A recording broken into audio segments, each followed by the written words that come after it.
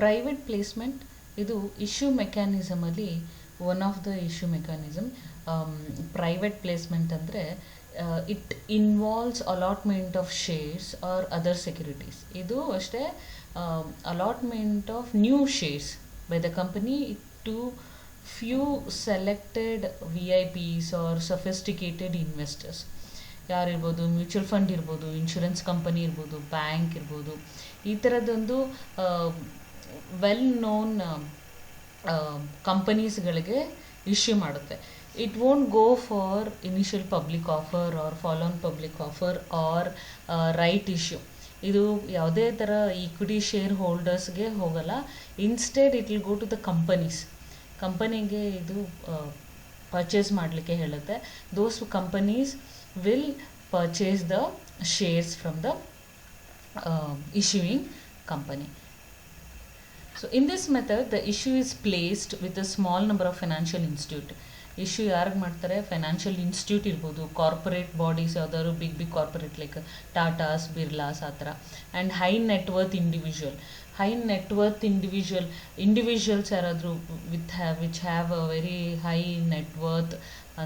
ಇವಾಗ ಮುಖೇಶ್ ಅಂಬಾನಿ ಇರ್ಬೋದು, ಅಥವಾ even they can go for Sachin Tendulkar. He has a net worth more than 1,000 of crores, and they can go to any celebrities, individual celebrities which they have a more worth.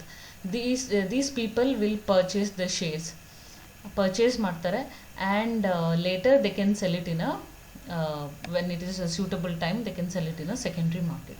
The stock is placed with issue house client with the medium of placing letter and other documents which are together contribute a prospectus. ಅವ್ರಿಗೆ issue letter ಎಲ್ಲನೂ ಒಟ್ಟಿಗೆ ಕಳಿಸ್ತಾರೆ, prospectus ಆ ಥರ.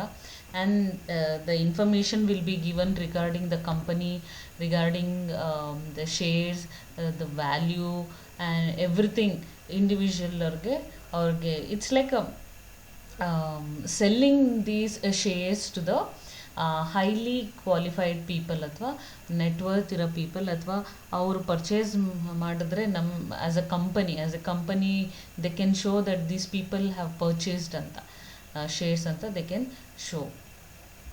These are the private placements.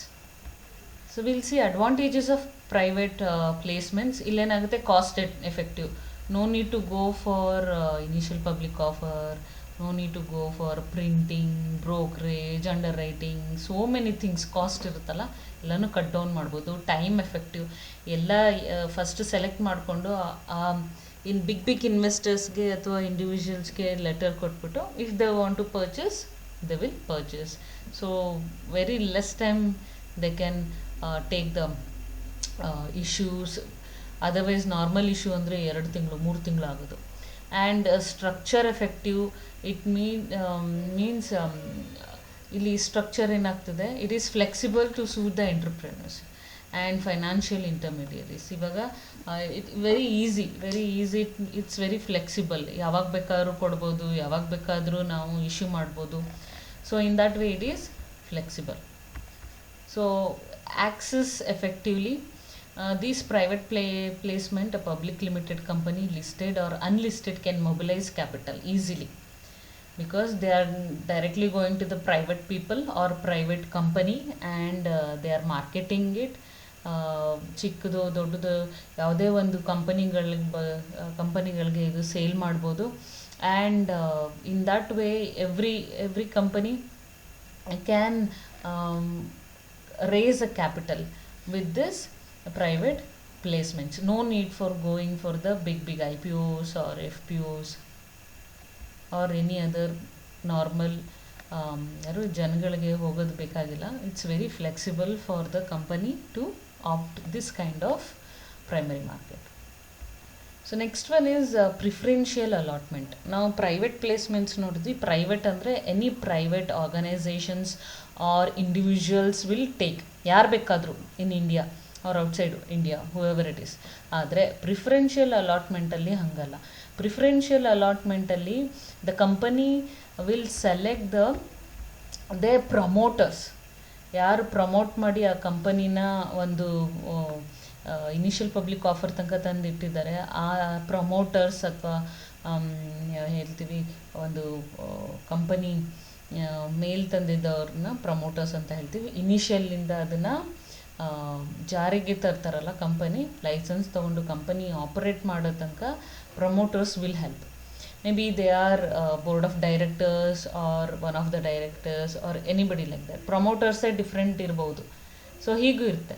So promoters ಒಂದು company start ಮಾಡ್ತಾರೆ. Start ಮಾಡಾದ್ಮೇಲೆ ಅದು ಬೋರ್ಡ್ ಆಫ್ ಡೈರೆಕ್ಟರ್ಗೆ ಹ್ಯಾಂಡ್ ಓವರ್ ಮಾಡಿಬಿಡ್ತಾರೆ. And then board of directors will be taking over. ಅಥವಾ ಪ್ರಮೋಟರ್ಸೇ ಬೋರ್ಡ್ ಆಫ್ ಡೈರೆಕ್ಟರ್ಸ್ ಆಗ್ಬೋದು. So whoever it is. So promoters ಯಾರು? The company who starts it from the beginning. So ಇಲ್ಲೊಂದು option ಕೊಡ್ತಾರೆ. That is they are preferring to give the shares to the promoters and the relatives of the promoters. Okay, ದೊಡ್ಡ family ಇದೆ. ಆ ದೊಡ್ಡ ಫ್ಯಾಮಿಲಿಗೆ ಎಲ್ಲರಿಗೂ ಎಲ್ಲರ ಹೆಸರಲ್ಲೂ ಒಂದಷ್ಟು ಶೇರ್ಸ್ನ ಪರ್ಚೇಸ್ ಮಾಡ್ತಾರೆ. So this is called a preferential allotment. ಆ ಶೇರ್ಸ್ ಎಲ್ಲ ಪ್ರಮೋಟರ್ಸ್ ಕಂಪನಿಲೇ ಇರುತ್ತೆ, but the capital will be coming in to the company. ಆದರೆ ಇಲ್ಲೇನಾಗುತ್ತೆ, because it's a preferential allotment ಪ್ರಮೋಟರ್ಸ್ಗೆ ಕೊಡೋದ್ರಿಂದ ಮಾರ್ಕೆಟ್ ವ್ಯಾಲ್ಯೂಗಿಂತ ಸ್ವಲ್ಪ ಕಡಿಮೆ. ಇವಾಗ ಏನು 6 months ಆ್ಯಾವ್ರೇಜ್ ನಾವು ಪ್ರೈಸ್ ನೋಡ್ತೀವಿ, ಆ ಪ್ರೈಸ್ಗಿಂತ ಸ್ವಲ್ಪ ಕಡಿಮೆ ಪ್ರೈಸಲ್ಲಿ ಇವ್ರಿಗೆ ಅಲಾಟ್ ಮಾಡ್ತಾರೆ. And once it is allotted to promoter, they can't go and sell it in a secondary market immediately. It is not liquidated. Because ಅವ್ರಿಗೆ ಯಾಕೆ ಇದು ಪ್ರಮೋಟರ್ಸಿಂದ ದುಡ್ಡು ತೊಗೋತಾರೆ ಅಂತಂದರೆ, money should be there in the company, working capital ಇರಬೇಕು. So ಅದನ್ನು share ಮಾರ್ಕೆಟ್ಸಲ್ಲಿ ಸೇಲ್ ಮಾಡಿ ಅದೆಲ್ಲ ಮಾಡೋದು ಅವರು they'll avoid. So for that reason what they'll do, ಈ ಥರ ಪ್ರಿಫರೆನ್ಷಿಯಲ್ ಅಲಾಟ್ಮೆಂಟಲ್ಲಿ 3 year ಲಾಕಿನ್ ಪೀರಿಯಡ್ ಮಾಡಿಬಿಡ್ತಾರೆ. 3 year they can't sell the shares to others. Next one is bought out deals. So bought out deals ಯೂಶಲಾಗಿ ಏನು, ಇವಾಗ ಪ್ರಮೋಟರ್ಸ್ಗೆ shares ಕೊಟ್ಟಿರ್ತಾರಲ್ಲ, those promoters, what they'll do, if they want to sell, they will sell it to the investment bankers. Okay, they will offer the promoters shares to the investment bankers or merchant bankers. It is not for public ge or offer madala. They will offer to the wholesalers ಅಂದರೆ ಅವರು ಅದನ್ನು ತಗೊಂಡು ಆಮೇಲೆ ಮತ್ತೆ ಅದು ರಿಟೇಲ್ಗೆ ಕೊಡ್ತಾರೆ. Retail ಯಾರು ಇಲ್ಲಿ? ಇಟ್ಸ್ ಇಶ್ಯೂ, ಪಬ್ಲಿಕ್ ಇಶ್ಯೂ ಹೋದರೆ ಅದು ಎಷ್ಟು ಮಾರ್ಕೆಟ್ ವ್ಯಾಲ್ಯೂ ಇರುತ್ತೆ ಅಷ್ಟು ವ್ಯಾಲ್ಯೂ ಹೋಗುತ್ತೆ. ಬಟ್ ಪ್ರಮೋಟರ್ಸ್ ಏನು ಮಾಡ್ತಾರೆ, ಆ ಮಾರ್ಕೆಟ್ ವ್ಯಾಲ್ಯೂಗಿಂತ ಕಡಿಮೆ ಪ್ರೈಸಲ್ಲಿ ಏನು ಮಾಡ್ತಾರೆ, ಇದನ್ನು merchant banker or any other institution they will sell it, they will offer. ಅದನ್ನು ಅವರು ತಗೊಂಡು they have to keep for some days, minimum 70 ಡೇಸಿಂದ 1 year ತನಕ ಅವರು ಇಟ್ಕೋಬೇಕಾಗುತ್ತದು. ಅದಾದಮೇಲೆ ಆ ಮರ್ಚೆಂಟ್ ಬ್ಯಾಂಕರ್ಸ್ ಅಥವಾ ಎನಿ ಅದರ್ ಫೈನಾನ್ಷಿಯಲ್ ಇನ್ಸ್ಟಿಟ್ಯೂಟ್ ಯಾರು ಇದನ್ನು ಬಾಟ್ ಔಟ್ ಆಫರ್ ಫಾರ್ ಸೇಲಲ್ಲಿ ತೊಗೊಂಡಿರ್ತಾರೆ shares, then they have to give it to the public, ಅಂದರೆ ಸೆಕೆಂಡ್ರಿ ಮಾರ್ಕೆಟಲ್ಲಿ ಅದನ್ನು ಕೊಡಬೇಕಾಗುತ್ತೆ. Okay, so bought out deals or offer for sale ಅಂದರೆ whatever the promoters has the shares, ಅದು wholesale ಆಗಿ merchant ಬ್ಯಾಂಕರ್ಸ್ಗೆ ಸೇಲ್ ಮಾಡ್ತಾರೆ.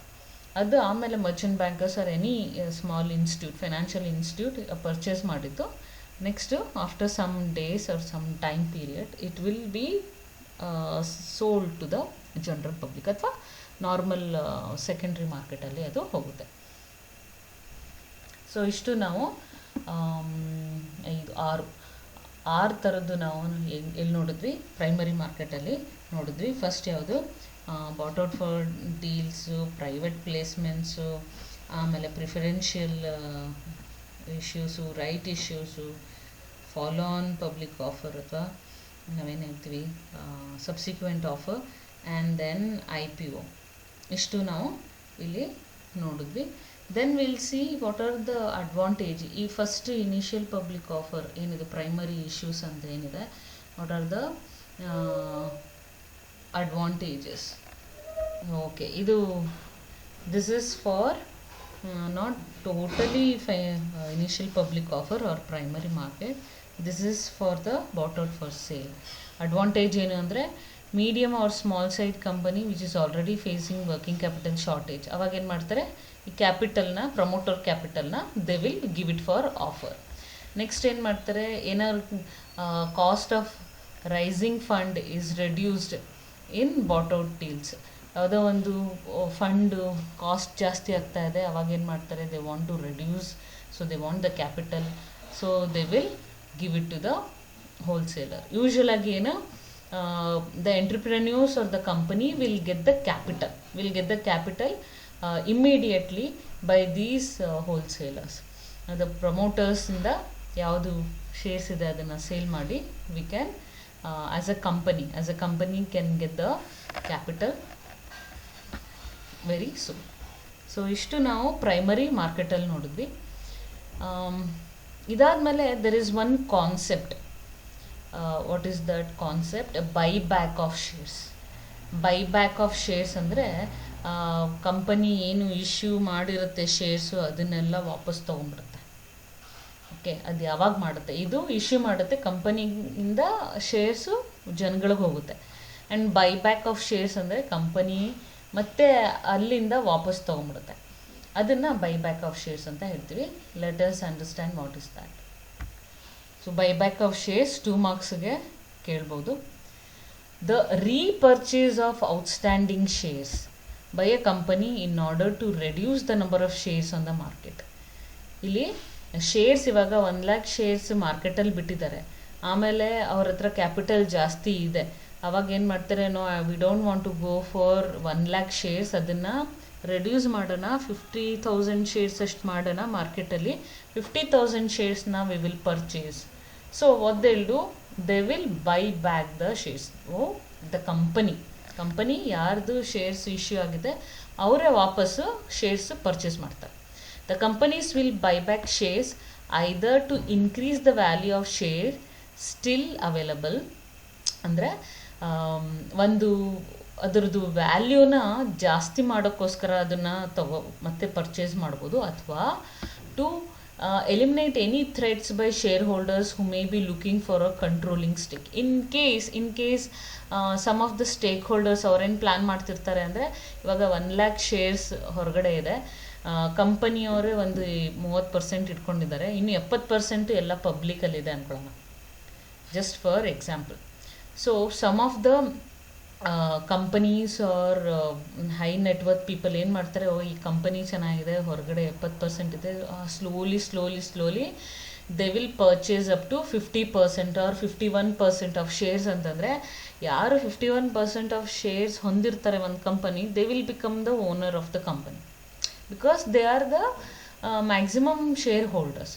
ಸೊ ಈ ಥರ ಥ್ರೆಟ್ ಏನಾದರೂ ಹೊರಗಡೆ ಇದ್ದಾಗ, ಕಂಪನಿಗೆ ಗೊತ್ತಾದಾಗ, okay somebody is buying shares continuously, 20% 30% already ತೊಗೊಂಬಿಟ್ಟಿದ್ದಾರೆ, ಇನ್ನೂ ಪರ್ಚೇಸ್ ಮಾಡಿಬಿಟ್ರೆ they will become a owner of the company. So ಅವಾಗೇನು ಮಾಡುತ್ತೆ, ಆ ಥ್ರೆಟ್, ಆ ಒಂದು ಹೆದರಿಕೆಯಲ್ಲಿ ಏನು ಮಾಡ್ತಾರೆ ಕಂಪನಿ, ಓಕೆ ವಿಲ್ ಪರ್ಚೇಸ್, ಒಂದಷ್ಟು ಪರ್ಚೇಸ್ ಮಾಡಿಬಿಡ್ತಾರೆ, ಸೊ ದಟ್ ಅಲ್ಲಿ ಅವ್ರಿಗೆ ಯಾರು ಪರ್ಚೇಸ್ ಮಾಡಬೇಕು ಅಂತಿರ್ತಾರೆ ಅವ್ರಿಗೆ ಎಕ್ಸಸ್ ನಂಬರ್ ಸಿಗಬಾರ್ದು ಅಂತ ಆ ಥರ ಮಾಡ್ತಾರೆ. Buyback is reverse of issue of shares by a company where it offers to take back its shares owned by the investor at a specified price. It is the reverse. Issue of shares ಅಂದರೆ ಅವ್ರು ಏನು ಮಾಡ್ತಾರೆ, ಜನಗಳು ಪಬ್ಲಿಕ್ಗೆ ಕೊಡ್ತಾರೆ, ಇಲ್ಲಿ ಅವರಿಂದ ಇಸ್ಕೊತಾ ಇದ್ದಾರೆ. This offer can be binding or optional to the investor. ಅವರು ಇನ್ವೆಸ್ಟರ್ಸು ಶೇರ್ಸ್ನ ತಗೊಳ್ಳಿಕ್ಕೆ ಆಫರ್ ಕೊಡ್ತಾರೆ, ಅವರು ಕೊಡ್ಬೋದು, ಕೊಡ್ದೇನೂ ಇರ್ಬೋದು. Share purchase or stock buyback is the reacquisition by a company of its own stock. It is called a reacquisition of stock. ಮತ್ತೆ ಅವರು ಅವ್ರದ್ದೇ ಸ್ಟಾಕ್ನ ಮತ್ತೆ ತಗೋತಾ ಇದ್ದಾರೆ ಅಂತ. Why they do the buyback? ನಾ ಒಂದೆರಡು ಎಕ್ಸಾಂಪಲ್ ಹೇಳಿದೆ, ಯಾರೋ ಒಂದಷ್ಟು ಜನ ಓನರ್ ಆಗೋಕ್ಕೆ ಅಥವಾ ಫುಲ್ ಸ್ಟಾಕ್ ತೊಗೊಳೋಕ್ಕೆ, ಅಥವಾ ಈವನ್ ಏನೋ ವ್ಯಾಲ್ಯೂ, ಕಂಪನಿ ವ್ಯಾಲ್ಯೂ ಇನ್ಕ್ರೀಸ್ ಮಾಡಲಿಕ್ಕೆ. So let us see few more reasons why they will go for buyback of shares. One ಇದು unused cash. ಕಂಪನಿ ಹತ್ರ ತುಂಬಾ ಕ್ಯಾಶ್ ಇದೆ, and those capital they want to use it for buyback. Capital ಇದೆ, ಮತ್ತೆ ಹೊರಗಡೆಯಿಂದ ಯಾಕೆ capital ತೊಗೋಬೇಕು? It's like a loan. So ನಮ್ಮ ಹತ್ರ ಇರೋದೇ ನಾವು ಯೂಸ್ ಮಾಡೋಣ ಅಂತ what they will do, they will use those cash to buy back.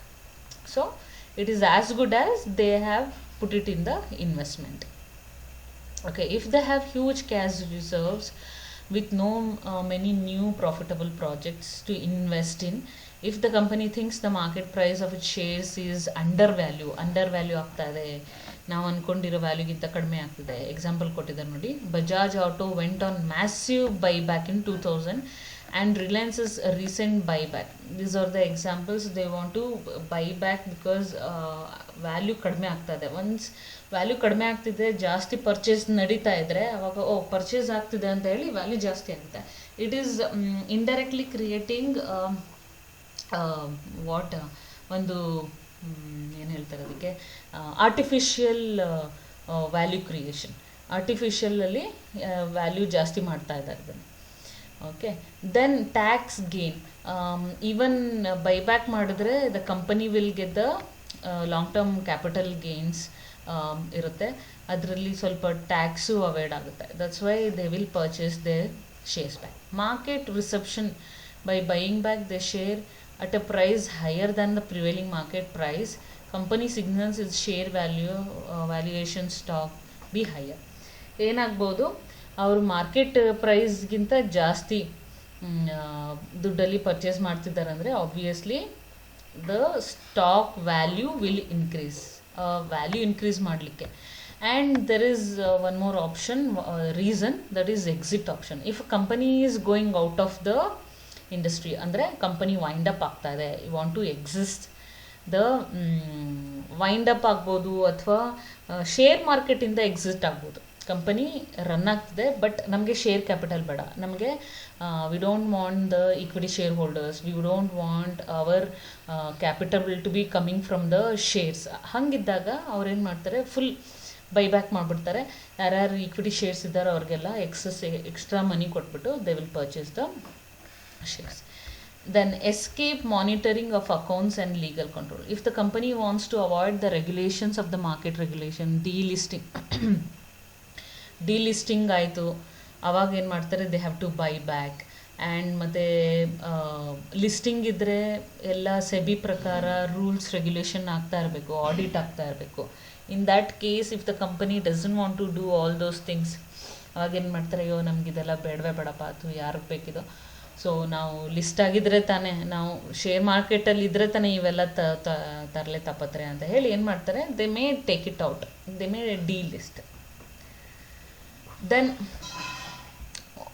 Show rosier financials. ಅಂದರೆ ರೋಸಿಯರ್ ಅಂತಂದರೆ ಯಾವುದಿಲ್ಲ ಅದನ್ನು ತೋರಿಸೋದು.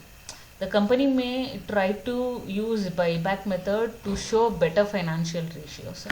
ಅಂದರೆ ಯಾವುದಿಲ್ಲ ಅದನ್ನು ತೋರಿಸೋದು, ನಾವು ಬೈಬ್ಯಾಕ್ ಮಾಡ್ತಾ ಇದ್ವಿ, ನಮ್ಮ ಹತ್ರ ಕ್ಯಾಪಿಟಲ್ ಜಾಸ್ತಿ ಇದೆ ಅಂತ ಹೇಳಿ ದೇ ವಾಂಟ್ ಟು ಶೋ. ಅವಾಗೇನಾಗುತ್ತೆ, to show that they will buy back, that is also the. And increase promoter stake. And sometimes promoter ಅವ್ರೇನು ಮಾಡ್ತಾರೆ, ಅವ್ರದ್ದು ಸ್ಟೇಕನ್ನು ಜಾಸ್ತಿ ಮಾಡ್ಕೊಳ್ಳೋಕ್ಕೋಸ್ಕರ, ಒಂದು 5 ಜನ ಪ್ರಮೋಟರ್ಸ್ ಇದ್ದಾರೆ, ಎಲ್ಲರ ಹತ್ರನೂ ಒಂದು 5% ಶೇರ್ಸ್ ಇದೆ. If they want to increase their 5% shares to 20%, or they may go for 10%. So illa 50% ಆಗುತ್ತೆ. So to increase that again they have to buy back. ಎಲ್ಲರಿಗೂ 5% ಎಕ್ಸ್ಟ್ರಾ ಪರ್ಚೇಸ್ ಮಾಡಬೇಕಾಗುತ್ತೆ. So they will go for buyback. ESOP ಅಂದರೆ employee stock options ಅಂತ. Employee stock options ಇರುತ್ತೆ. Employee stock option ಅಂದರೆ ಯಾರ್ಯಾರು work ಮಾಡ್ತಾರೆ ಅವ್ರವ್ರಿಗೆ stock ಕೊಟ್ಟಿರ್ತಾರೆ. Instead of giving any bonus, they will give the stock as a bonus. So buyback ಮಾಡಿ ಎಂಪ್ಲಾಯೀಸ್ಗೆ stock option ಕೊಟ್ಟಿರ್ತಾರೆ. So that might be the reason for the buyback. And what are the methods, ಯಾವ್ಯಾವ ಮೆಥಡಲ್ಲಿ buyback ಮಾಡ್ತಾರೆ ಅಂದರೆ, first they will ask the shareholders are presented with a tender offer. They will offer ಮಾಡ್ತಾರೆ. Okay, premium ಕೊಟ್ಬಿಟ್ಟು ನಾವು purchase ಮಾಡ್ತೀವಿ. Market value 100 rupees ಇದ್ದರೆ ನಾವು 110 ಕೊಡ್ತೀವಿ ಕೊಡಿ ಅಂತ. That is one method. Then next, through book building process, there is a process called book building. You will learn about that. And after that, open market ಅಲ್ಲಿ purchase ಮಾಡ್ಬೋದು. All these things can be done to buy back. Next, increase promoter stakes ಹೇಳಿದೆ. To increase promoter stake. Okay, it's a second time it has come. SEBI has given some guidelines to buy back shares. Without the SEBI guideline, they can't do the buyback. So first ಅವರು date ಹೇಳಬೇಕು, buyback ಮಾಡ್ತೀವಿ. They will offer the amount to the share holders. ಪ್ರೀಮಿಯಮಲ್ಲಿ ಅಮೌಂಟನ್ನು decide ಮಾಡಬೇಕು. Amount decide ಮಾಡಬೇಕಾದ್ರೆ 6 months average ಏನಿದೆ ಶೇರ್ಸ್ದು ಅದನ್ನು ನೋಡ್ತಾರೆ, ಅದ್ರ ಮೇಲೆ ಪ್ರೀಮಿಯಮ್ ಕೊಡ್ತಾರೆ. And they will give the offer ಅಂತ ಹೇಳಿದೆ. All these things will be according to the SEBI guidelines. SEBI guidelines ಇಲ್ಲದೆ ಯಾವುದೇ ಥರದ್ದು ಬೈಬ್ಯಾಕ್ನು ಮಾಡೋಕ್ಕಾಗಲ್ಲ. ಬೈಬ್ಯಾಕ್ ಮಾಡಬೇಕಾದ್ರೂ ಗೈಡ್ಲೈನ್ಸ್ ಪ್ರಕಾರನೇ ಮಾಡಬೇಕಾಗುತ್ತೆ. And even there are some restrictions to buyback. ಸುಮ್ಮನೆ ಪರ್ಚೇಸ್ ಮಾಡೋಕ್ಕಾಗಲ್ಲ. Special resolution has to be passed in general meeting. Share ಹೋಲ್ಡರ್ಸ್ದು meeting ಆಗುತ್ತೆ every 6 months once. Okay, annual general meeting or general meeting.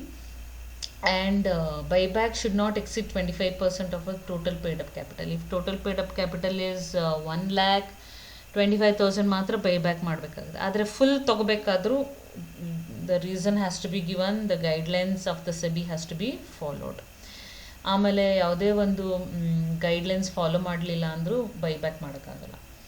And the company should not make any further issue. ಮುಂದೆ ಯಾವುದೇ issue ಮಾಡಬಾರ್ದು within 2 years.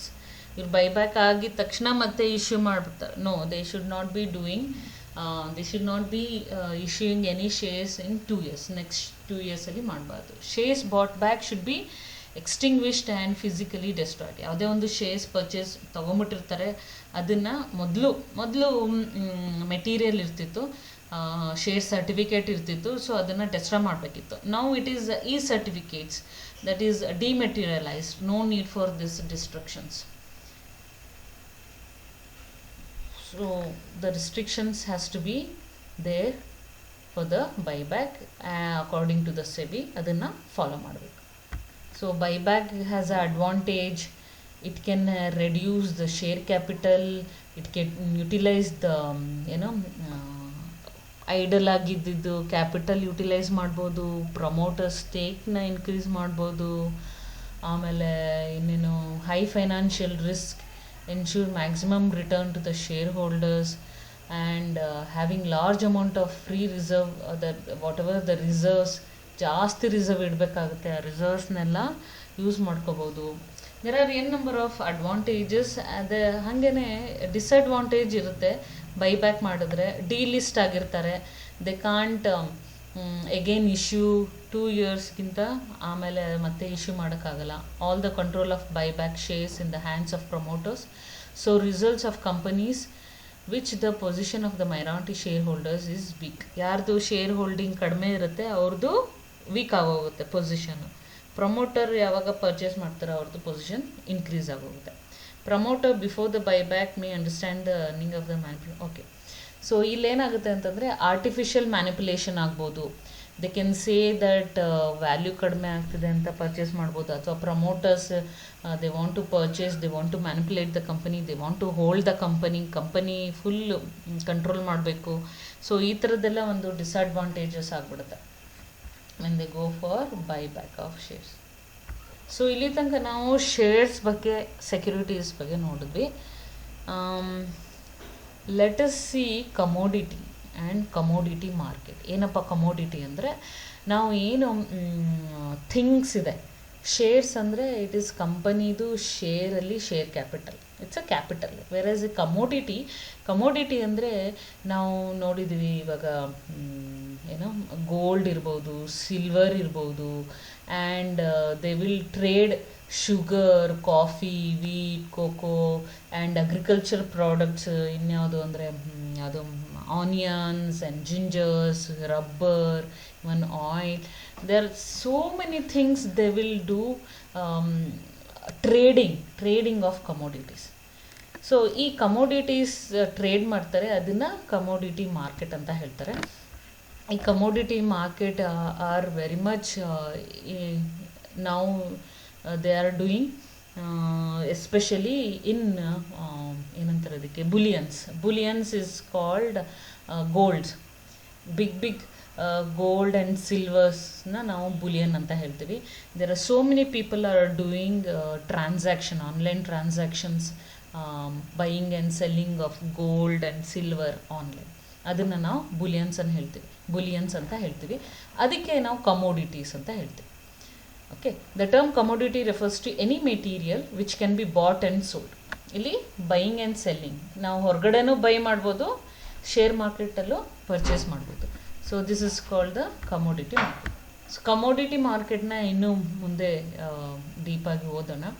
Let us see what is the difference between stock market and commodity market. In stock market, stock and mutual fund are traded, whereas commodity market, the commodities gold, coal, rice, agriculture products, everything will be traded. Ownership of the companies is traded in the stock market, while the ownership of the raw unprocessed goods is traded. ಅಲ್ಲಿ ownership, company ownership trade ಮಾಡ್ತೀವಿ, ಇಲ್ಲಿ the goods ಓನರ್ಶಿಪ್ನ trade ಮಾಡ್ತೀವಿ. It is in the stock market that the shares of the different company is traded, whereas the commodity market, commodity of various category bullions irbodu, agriculture product irbodu, and oil irbodu. There are other things which can be traded. In commodity market, there is a possibility of taking physical delivery of commodity. Commodity ಅಂದರೆ ನಾವು next physical delivery ಮಾಡ್ಕೋಬೋದು ಅದನ್ನು. Okay, ನಾನು ಶೇರ್ಸಲ್ಲಿ ಅದು ಕಮೋಡಿಟಿನಲ್ಲಿ gold purchase ಮಾಡಿದ್ದೀನಿ, ಆಮೇಲೆ ನಾಳೆ ಹೋಗಿ ಅದು GST ಪೇ ಮಾಡಿಬಿಟ್ಟು ಎಕ್ಸಾಕ್ಟ್ ಎಷ್ಟು ನಾನು ಪರ್ಚೇಸ್ ಮಾಡಿದ್ದೆ ಅದನ್ನು ಗೋಲ್ಡ್ ಆ್ಯಕ್ಚುಲಿ ಬಾರ್ ಪರ್ಚೇಸ್ ಮಾಡ್ಬೋದು. ಆದರೆ ಸ್ಟಾಕ್ ಮಾರ್ಕೆಟ್ ಹಂಗೆ ಮಾಡೋಕ್ಕಾಗಲ್ಲ, ವಿಚ್ ಈಸ್ ಇಂಟ್ಯಾಂಜಿಬಲ್. ಈ market ಈಗವೆಲ್ಲ that is dematerialized. Commodity derivatives are considered to be more riskier than stock market derivatives. Derivatives ಬಗ್ಗೆ ಮುಂದೆ ನೋಡೋಣ ನಾವು ಹೆಂಗೆ derivatives ಅಂದ್ರೆ ಏನು ಅಂತ. So commodities is riskier than stock. Violation is more in commodity market as compared to stock. Violation ಜಾಸ್ತಿ ಆಗುತ್ತೆ ಅಲ್ಲಿ ಕಮೋಡಿಟಿನಲ್ಲಿ, ಸ್ಟಾಕ್ ಮಾರ್ಕೆಟಲ್ಲಿ ಆಗಲ್ಲ. ಹೇಗೆ ಅಂತ ಮುಂದೆ ನಾವು ಕಮೋಡಿಟಿ ಮಾರ್ಕೆಟ್ ನೋಡಿದಾಗ ನೋಡೋಣ. But comparatively stock market is very safe. So ಇಷ್ಟು ನಾವು difference of commodity market and stock market ಬಗ್ಗೆ ನೋಡೋದು. Hope you understood.